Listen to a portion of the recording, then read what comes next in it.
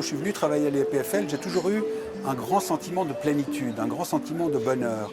Et c'est pas tous les jours qu'on peut se retrouver au travail avec le sentiment d'être parfaitement à sa place finalement. Je suis venu, en tout cas sur le site lausannois, je pense un peu moins de 40 fois. Je sais qu'en tout, j'ai fait 40 séances, mais je suis aussi allé à Genève 2 fois, je suis allé à Fribourg, je suis allé à Sion et à Neuchâtel. Mais je pense que j'ai dû faire 35 séances à Lausanne. La plupart du temps, je restais entre 5 et 8 heures. Et puis, il fallait que je me force à rentrer ensuite ou à m'interrompre. Parce que chaque jour, je faisais des centaines, voire des milliers de photographies. J'en ai fait 35 000 en tout.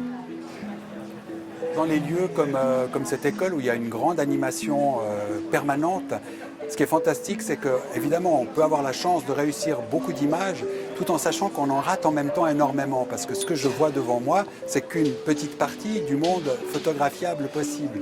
Et en fait, c'est vrai que dans un lieu comme ça, on a vite la tête qui tourne parce que tout autour de moi, il y a à chaque instant, puis un peu plus loin, un peu plus à gauche, un peu plus à droite, je sais que je vais manquer beaucoup d'occasions. Mais il ne faut pas en tenir compte quand on travaille, parce qu'autrement, on devient terriblement malheureux. On ne doit pas penser à ce que l'on va ne pas voir, mais à penser à ce que l'on va rencontrer. Et ce qui est merveilleux, c'est qu'à chaque instant, il y a des choses qui se produisent, des images qui passent devant nos yeux.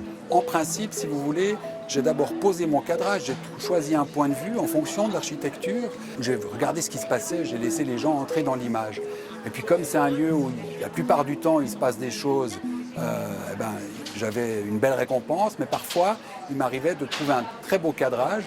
Ça m'est arrivé une fois où ça a été particulièrement terrible parce que j'ai passé 2 heures en haut d'un escalier avec une très belle vue plongeante sur une photocopieuse. Je me réjouissais d'avoir quelqu'un qui vienne faire ses photocopies. J'ai attendu et ça ne s'est jamais produit.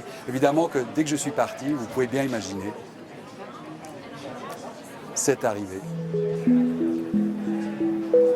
Pour l'exposition, dans un premier temps, le ArtLab m'a proposé quelque chose qui m'a un petit peu contrarié, c'était de faire une projection. Et j'ai d'abord un petit peu résisté en disant bon d'accord, je vais réfléchir, mais vraiment peut-être que j'aurais une autre contre-proposition à vous faire. Pas de problème, allons-y, réfléchissez.